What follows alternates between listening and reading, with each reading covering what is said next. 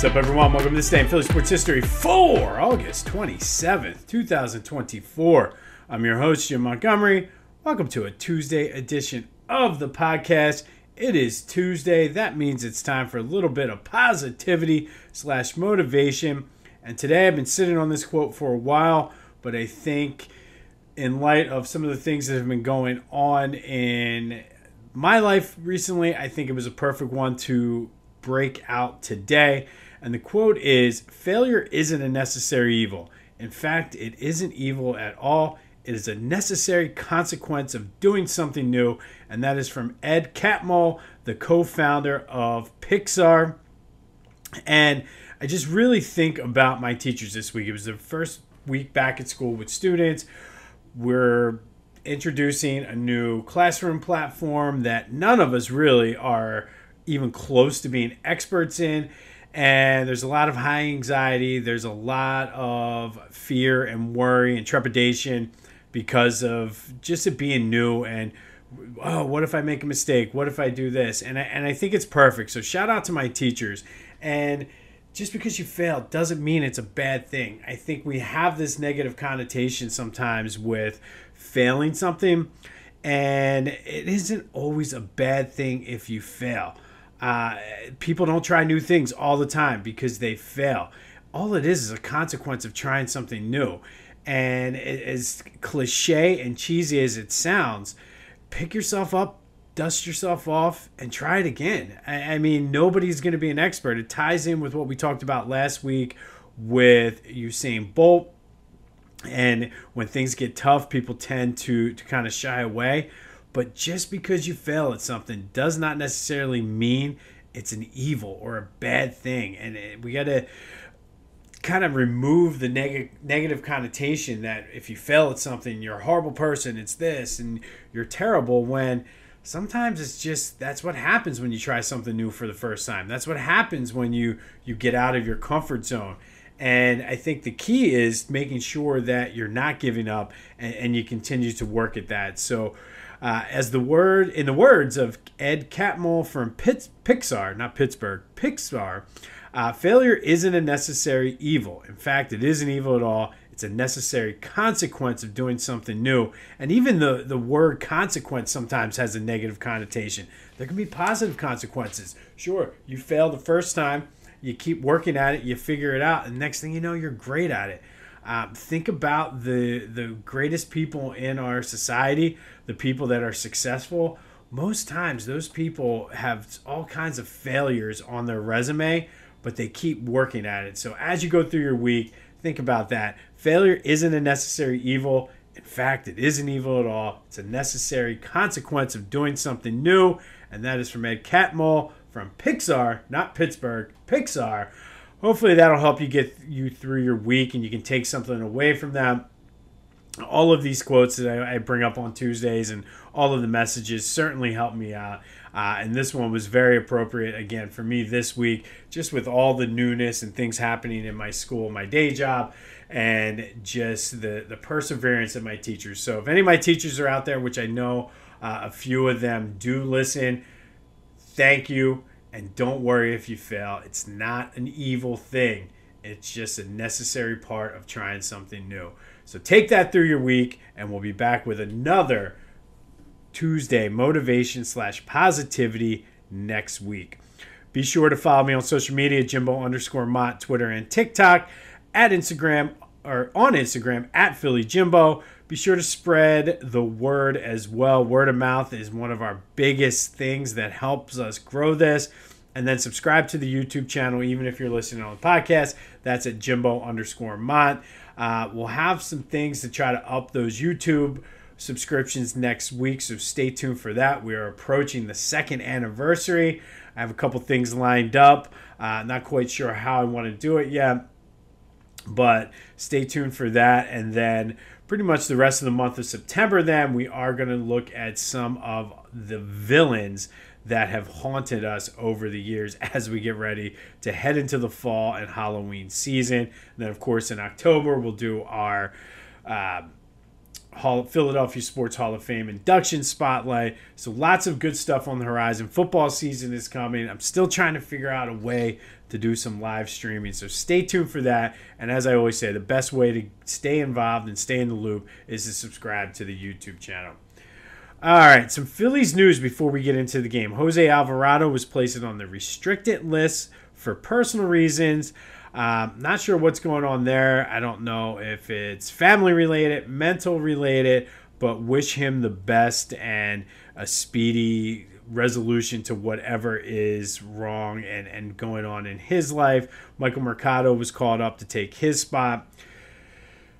The touchy topic or subject of the day yesterday was the fact that Taijuan Walker got a vote of confidence from Rob Thompson. Not sure if that's coming from above Rob Thompson, if Rob Thompson believes that.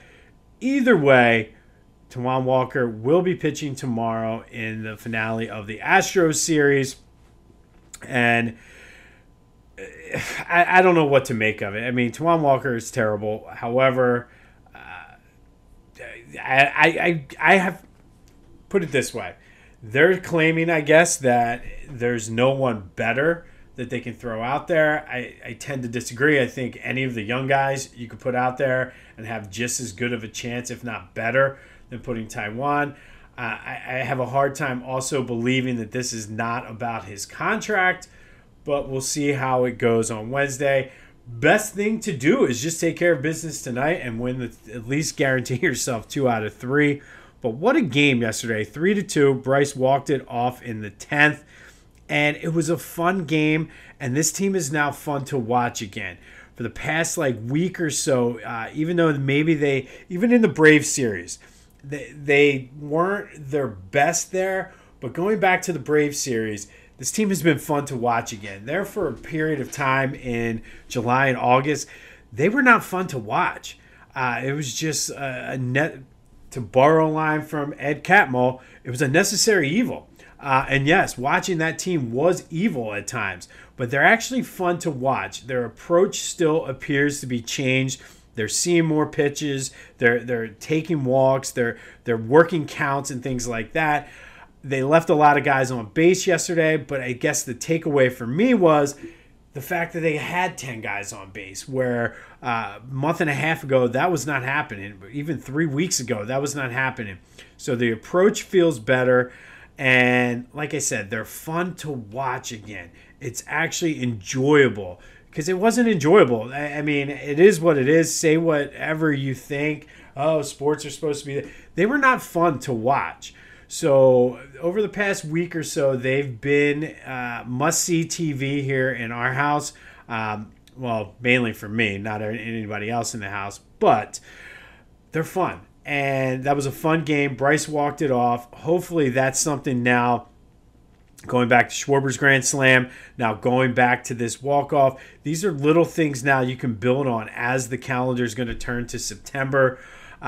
So I like the direction. I'm still not quite ready to go all the way in yet, and that's because I've been burnt so many times. It's definitely the PTSD kicking in.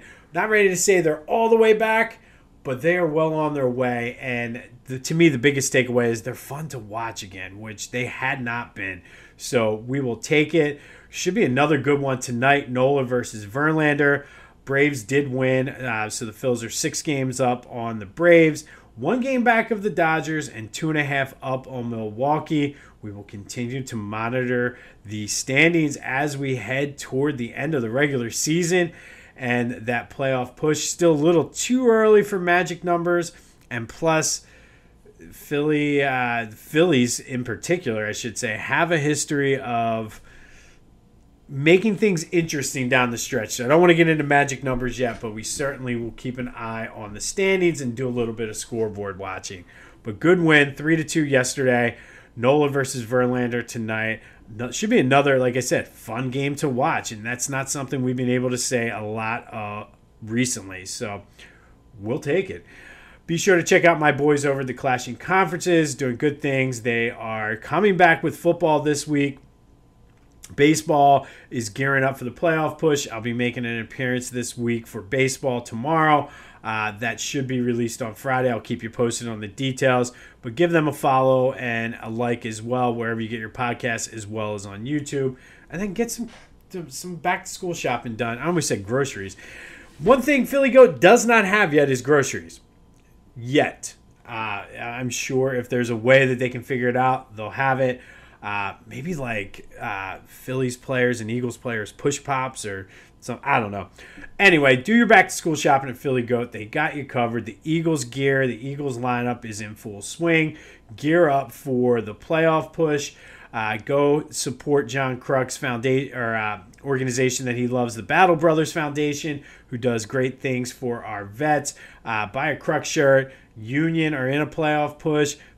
Don't look now, but the Flyers are only a couple weeks away from training camp, which means the Sixers aren't far away either. So get your kids covered. They also have the stickers for the water bottles, hoodies, hats, you name it, they got it.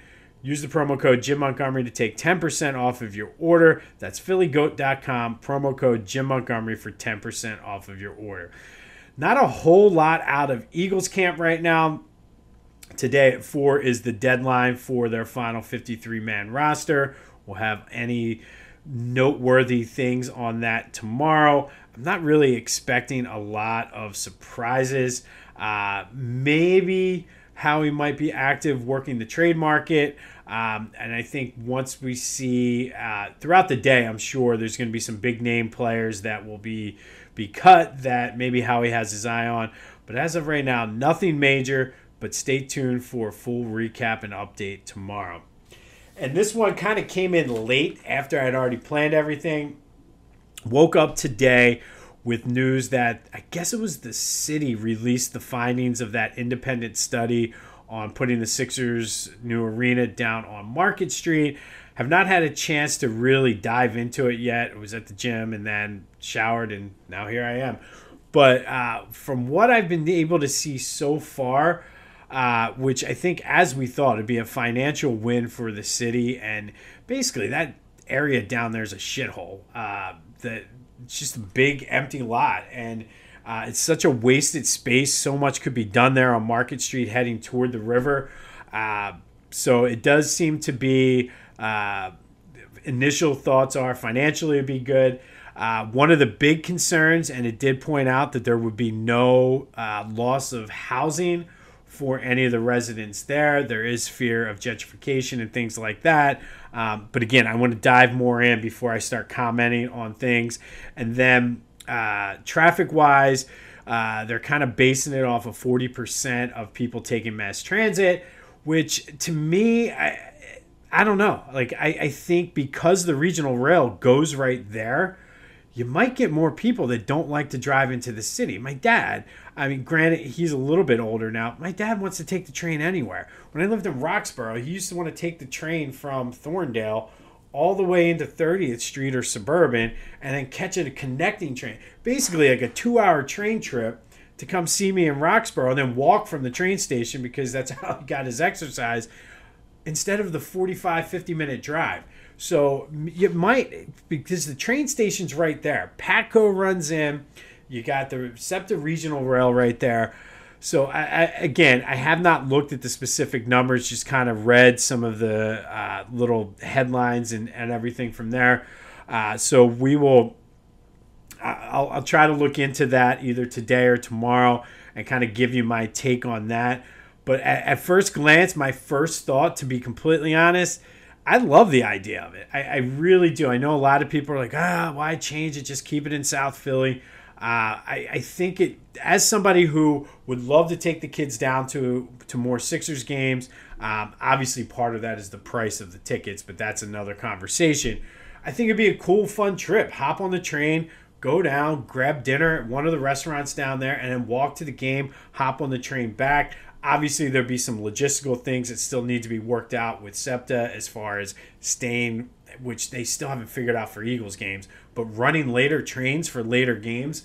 But, I mean, my initial reaction, and we talked about this is how long I've been podcasting and how long this whole thing has been going on. Back when I was only doing Back to the Future, it was one of the first episodes I did, was talking about when they first proposed this stadium and talking about just how cool it would be to have an arena or in a stadium or in a stadium. Having an arena or a stadium downtown.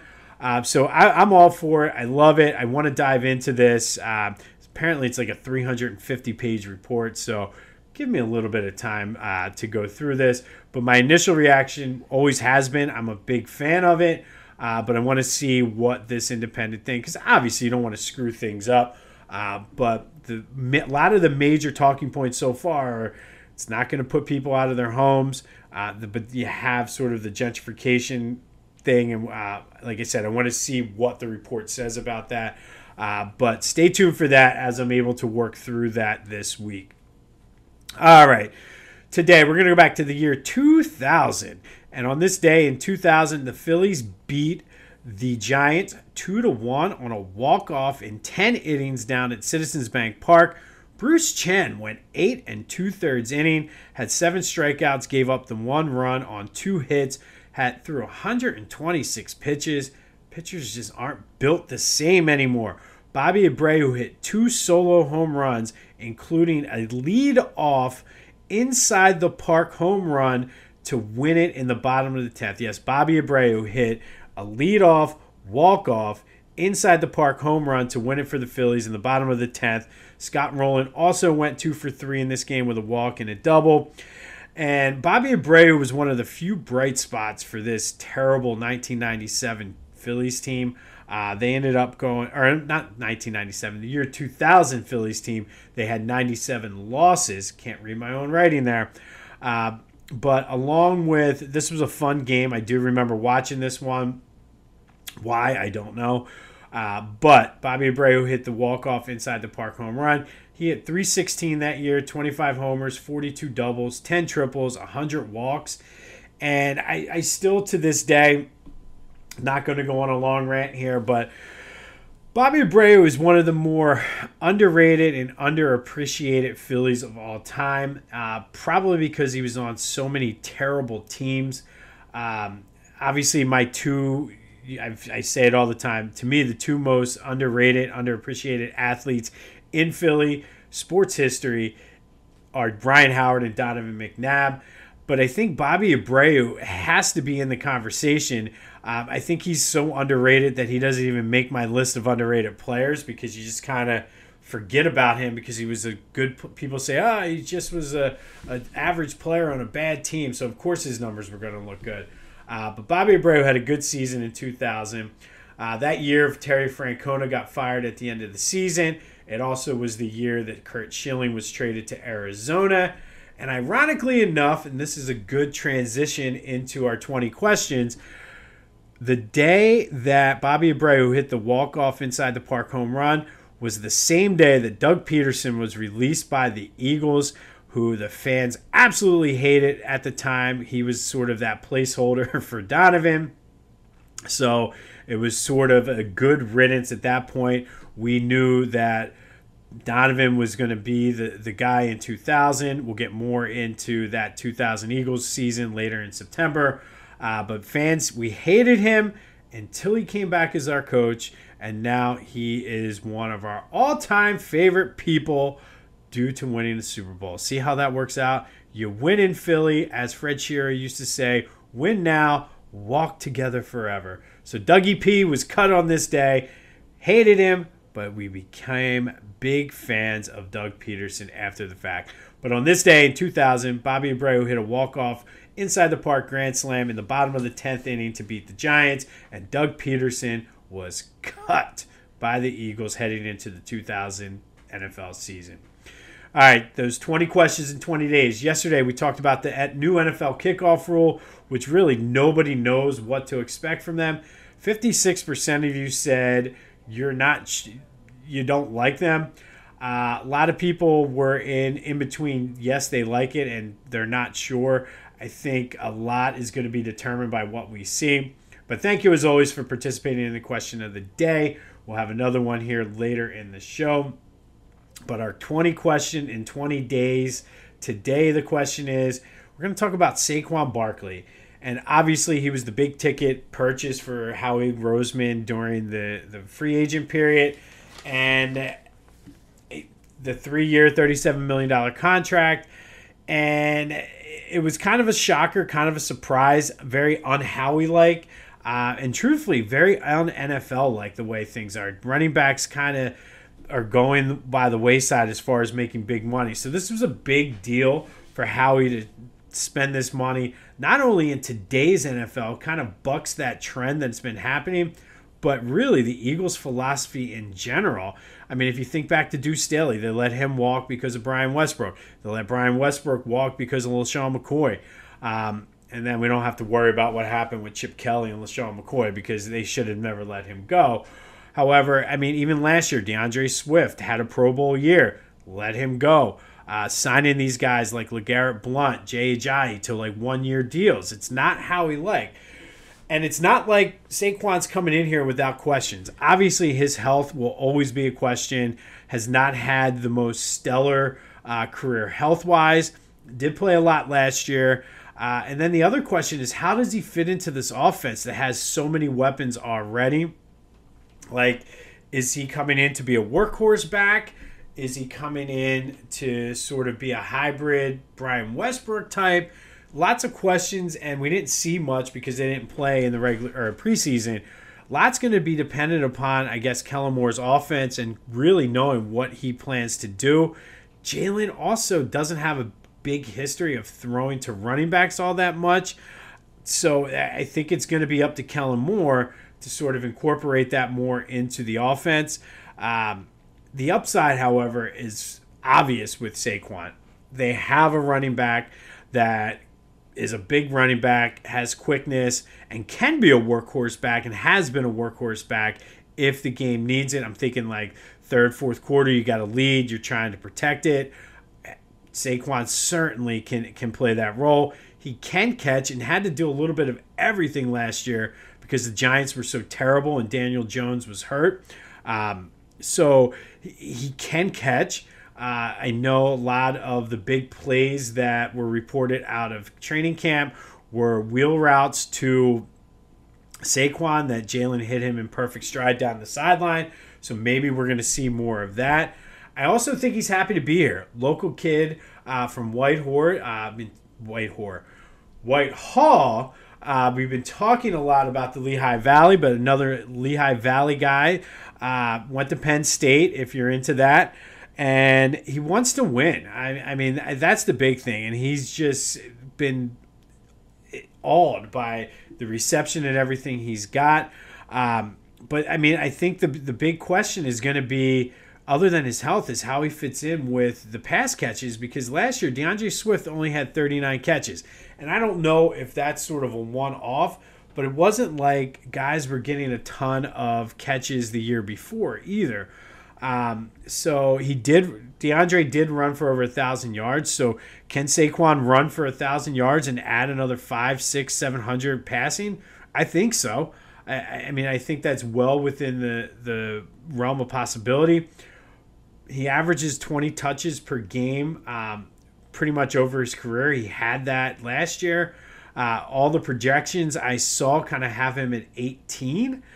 I think a lot's going to be dependent upon game flow. If they're up by a lot of points and they're trying to salt away the game, yeah, he's going to get more touches. If they're struggling, he might not. So projected at 18, I think that's high. I'll be completely honest. I think with the weapons and the way I want to see the offense go, I think if he averages 12 to 15 touches a game, that's between catches. So give him 10, 12 carries and then another 3, 4 catches. I mean, that gets him to that 12 to 15 range. I think that's perfect. Again, it's going to be dependent upon game flow. Whether or not that means one game he gets 25, one game he gets 10. I don't know. A lot of that still remains to be seen. But I think 12 to 15 is the magic number. So the question of the day, I'm going to set the over-under at 15. Actually, we'll set it at 14.5. So Saquon Barkley, over-under 14.5 touches a game. What do you think he needs to average in order for the Eagles to be successful on offense? 267-495-8531. That'll get you into the Back to the Future voice and text line. Answer that and get anything else Philly sports related off your chest. Want to vent about Taijuan Walker? Want to celebrate the Phillies win? All of that is fair game. You can also make your predictions on who gets cut by 4 o'clock today. But the question of the day, over under 14.5 touches for Saquon Barkley on this season. I'm going to say, that's tough. You know what? I'm going to set it at 15.5. 15.5. I'm going to say under 15.5 because I think I think 15 is the number. So I'm going to go under. But what about you? We'll change it. 15.5 touches for Saquon Barkley. Over or under? What do you think as we continue our 20 questions in 20 days about the Eagles?